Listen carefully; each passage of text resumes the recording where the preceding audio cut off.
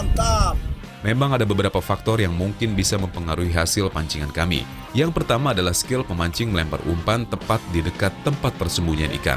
Yang kedua adalah jenis umpan yang digunakan, karena meski jenis ikan yang dipancing sama, kebiasaan makan ikan justru berbeda di masing-masing wilayah perairan. Yang ketiga adalah suhu air yang bisa mempengaruhi nafsu makan dan keagresifan sang predator. Dan yang keempat tentu saja keberuntungan.